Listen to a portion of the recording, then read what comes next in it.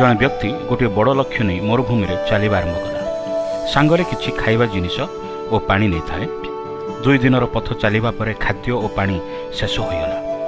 ଆଗରେ ଅନ୍ତତଃ ପାଣି ଟିକିଏ ମିଳିବ ବୋଲି ଆଶାରେ ଆଗକୁ ବଢ଼ୁଥାନ୍ତି।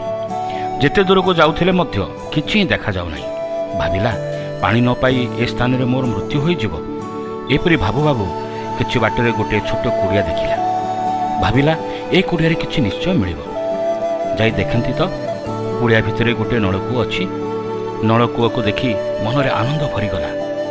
ଚାଲି ଚାଲି ଥକି ଯାଇଥାଏ, ଶରୀରରେ ଶକ୍ତି ନଥାଏ। ତଥାପି ନଳକୂଅରୁ ପାଣି ବାହାର କରିବାକୁ ଚେଷ୍ଟା କଲା, କିନ୍ତୁ ଟିକିଏ ମଧ୍ୟ ପାଣି ବାହାରୁନାହିଁ। ଭାବିଲା, ମୋ ମୃତ୍ୟୁ ସୁନିଶ୍ଚିତ। ନିଜ ଘର କଥା ଟିକେ ଚିନ୍ତା କଲା। ଭାବିଲା, ସମସ୍ତଙ୍କୁ ଛାଡ଼ି ଏଠାରେ ରହିଯିବି।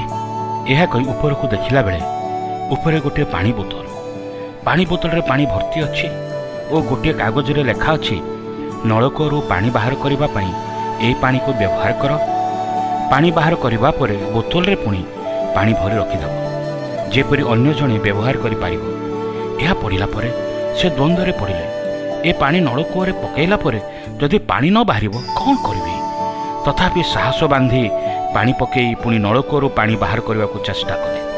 ସୁନ୍ଦର ଥଣ୍ଡା ପାଣି ବାହାରିଲା।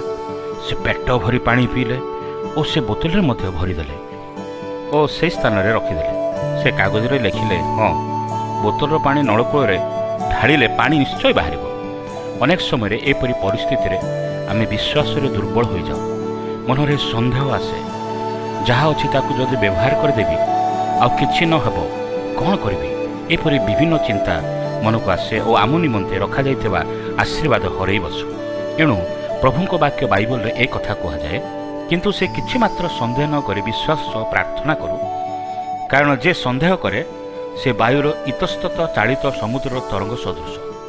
ସେପରି ଲୋକ ପ୍ରଭୁଙ୍କଠାରୁ କିଛି ପାଇବ ବୋଲି ମନେ ନ କରୁ। ସେ ତ ଦିମନା ଲୋକ, ଆପଣଙ୍କର ସମସ୍ତ ଗତିରେ ଅସ୍ଥିର।